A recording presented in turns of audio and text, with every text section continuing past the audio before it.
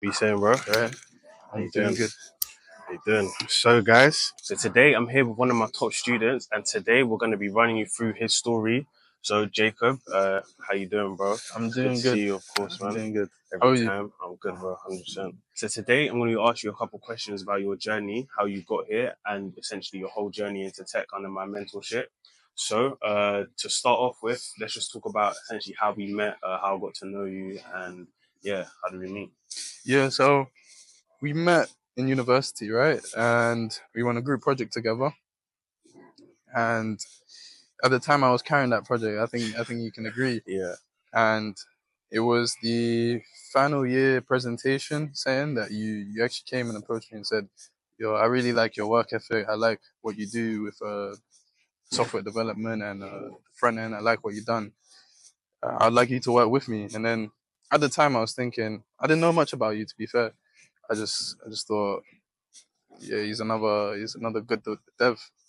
But yeah, I didn't think much of it. I thought, yeah, cool, why not?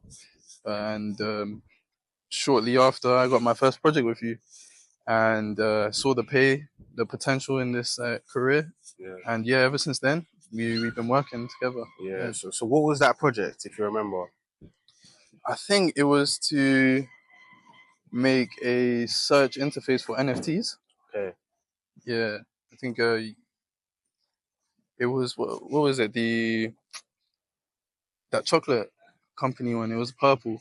Okay. Do Okay. you remember them? I don't even remember. I don't remember. I don't remember. Still, Uh, I don't you've remember. heard it, I yeah, know, but yeah. So okay, cool. So that's a good question. So like, when I first approached you about like, I don't know, like doing these projects with me, what was your kind of thoughts like in terms of this is like kind of a new industry, a new niche? What made you actually want to do it and actually agree to working with me? I believe in putting yourself in uncomfortable positions in order to learn. So although at the time I felt like maybe I might not be able to deliver, I thought, you know what, like I'm not actually doing anything else. This is a way that I can make some extra money and also have something of experience. Freelancing can look quite impressive to hires. Yeah, But not it one can hundred percent. can also look quite ambitious, so you need to kind of Yeah, not one level hundred it percent. out. But yeah, that's what I was thinking. Definitely good for experience and quick money at the time. Good one, yeah, no, 100%. I agree with you. I think freelancing is something I always talk about to aspiring developers trying to get into the industry. Reason being is that you're building out your portfolio projects and you're also getting paid at the same time. So it's a win-win. And I think as well, when I tell people to build projects, I always tell them you want to build real world projects that actually show that they have real world value. The easiest way to show that value is by building a project for a client. So yeah, the fact that were on board to freelancing and getting these kind of projects shows that actually freelancing works. But what do you think about freelancing? Yeah, I think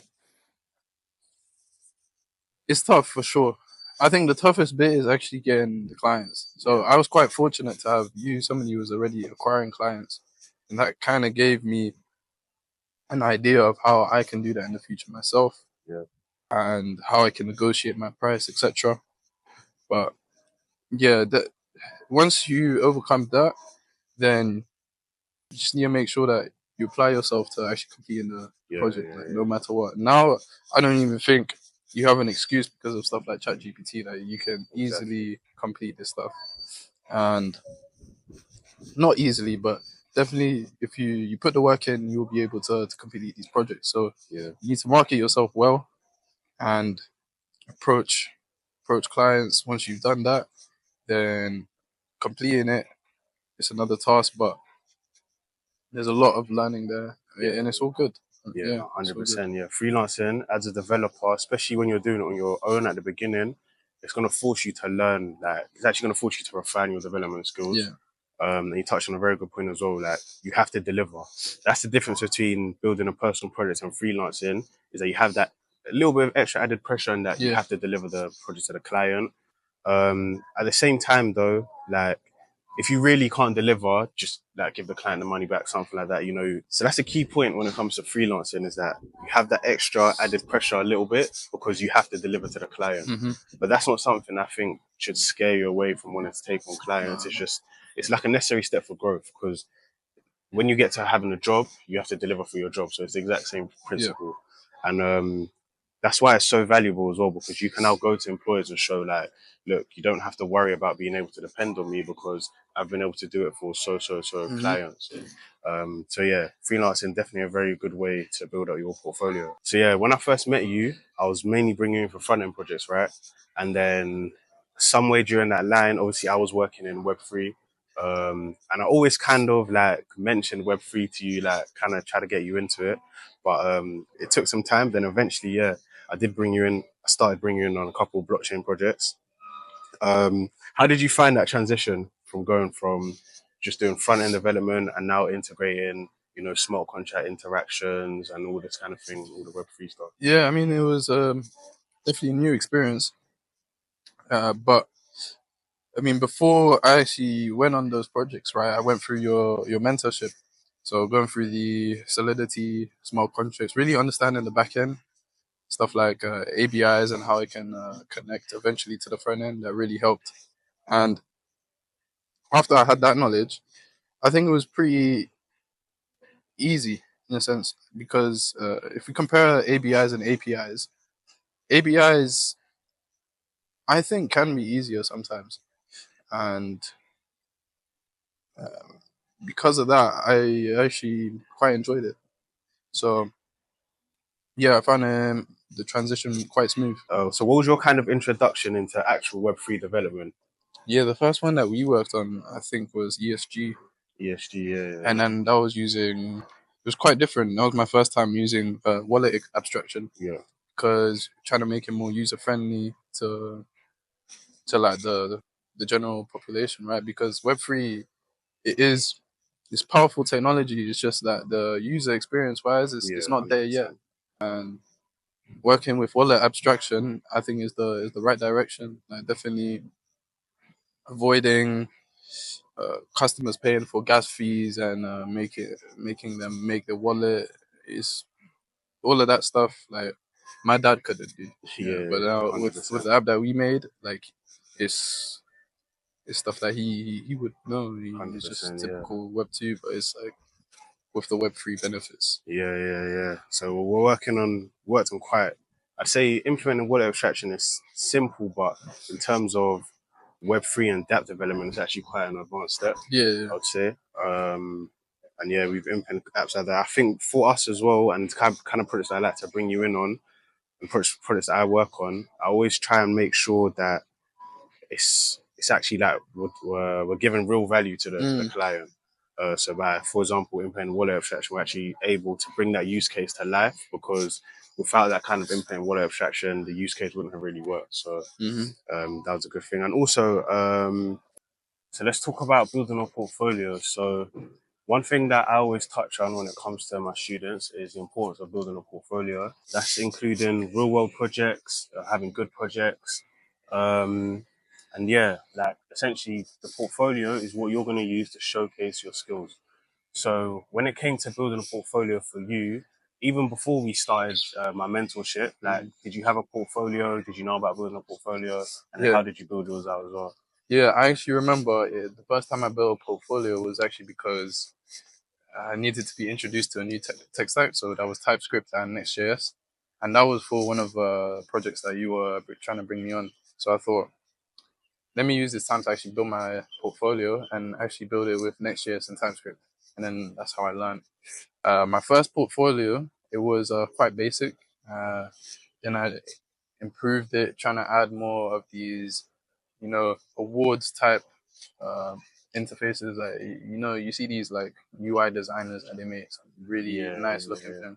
But then after having that type of portfolio for some time, I thought, you know what, like this is more like a designer type portfolio. I'm not that. I'm just a dev, Yeah. and that's why. Because even when trying to maintain it, I was kind of like struggling to think like what looks right. And then I felt like eventually got to a point where I think things were just conflicting each other. So I moved to a more dev style portfolio. It's a lot cleaner now, a lot more easier to navigate, and also has a blog on it. Yeah, that's good. Yeah. Yeah. And even in terms of the projects on your portfolio, like how did you start with that? Obviously, you mentioned the TypeScript Next.js project that you wanted to showcase. Since then, have you added more projects to your portfolio? What's it Oh looking like yeah, now? definitely. I've got a good few projects on my portfolio. Some with the work that I've done actually in a company as well. Uh, Quite a few the projects that I've done for clients, Yeah. and also projects that I've done for myself. So yeah, 100%. And did you find that, let's say, so from my mentorship, I'm assuming you got your first couple portfolio projects, right? And then did you find that actually getting more clients or work for companies, things like that, got easier by having that portfolio?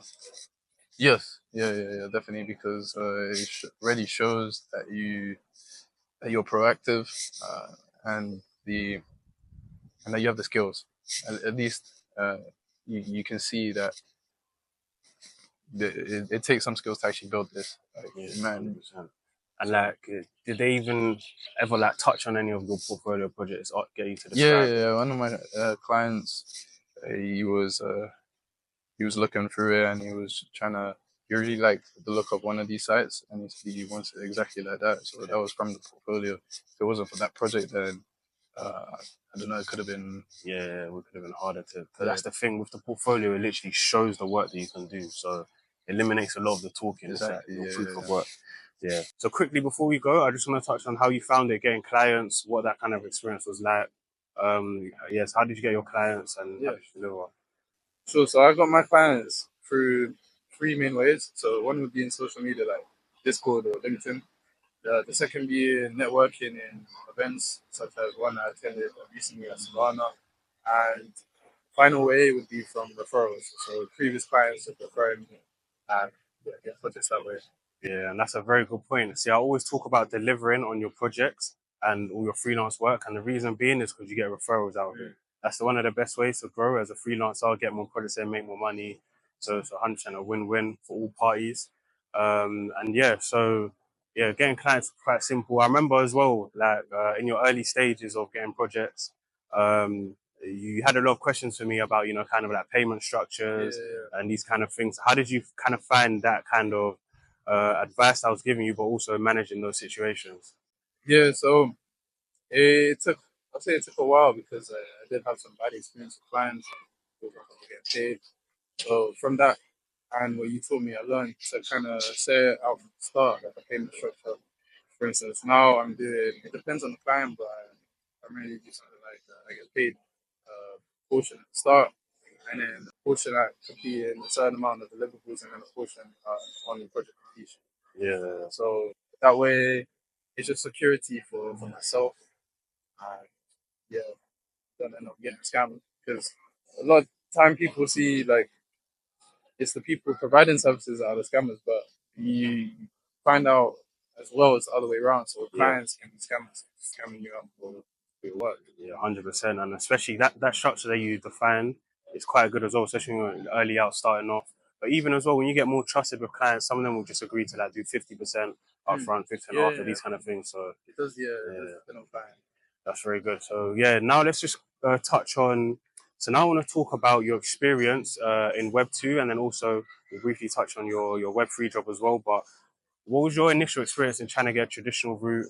How did you find that route? What's that kind of the pros and cons? What's that the pros and cons? Yeah. So to keep it short, the traditional route is can be good, but you'll find that it can also be limiting, quite political, and long as well. The whole process of actually getting into it, there's a lack of urgency with the traditional route, and I think that's because they have a lot less expectations with you as well, and that can lead to them not treating you with the right amount of respect that you deserve. However, at the same time, it's good in getting your foot in the door. Yeah, It can be good because, say, if you work for a consultancy, for instance, you end up landing a big client name, and then that just looks good on your CV, yeah, your portfolio. You know? yeah, 100%. I think for me personally, like obviously I dropped out of university. The reason why I didn't go down the traditional route is because I kind of saw it like I'm competing in the traditional route, like you mentioned, it's quite political, right? So on paper, everyone else who's coming out of university with a computer science degree might look the same as me. Yeah. Whereas, I'm doing real world projects, I've got all this kind of experience. I think even with my projects, they might not even attach as much value to that as they should. Yeah. And I found that in the Web3 industry, it was a lot different. People don't really care about what you had on paper. They actually wanted to see what you had done, what work you have, what your portfolio looks like. And you obviously you got into the Web3 industry as well. Before you got into the traditional route, right? Yeah. Yeah. So you got into Web3 industry first, and yeah, you got into the Web3 industry first, and also even another thing as well, like the payment between Web2 and Web3, like the salaries that you've seen being offered, the earning potential. How would you compare it between the traditional route and Web3? So with my experience on the Web3 route, it's better than traditional, than most of traditional. It was still it's still not amazing, but it's definitely there's a path there for earning greater. At the start, they both can be quite low, uh, but definitely Web3 is better. And another thing is that Web3 feel that your progression is a lot quicker in terms of securing a higher salary. Yeah. than Yeah, 100%. And in Web3, I say it's always about the skills that you can show, getting in the door.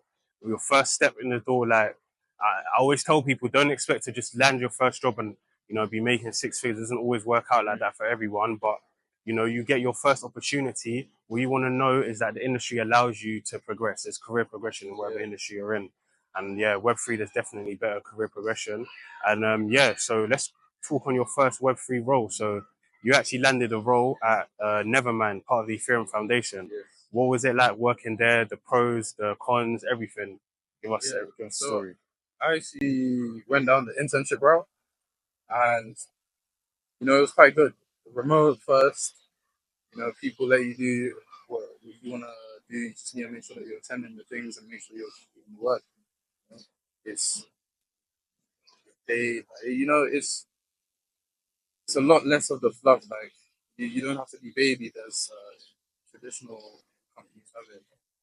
Say if you want to shift your hours, if you want to relocate, say you're going on a trip, like you just let them know. But you can also still do work on that trip, and then they won't take out your hours. Yeah. It's it's good. A lot of networking opportunities there as well, and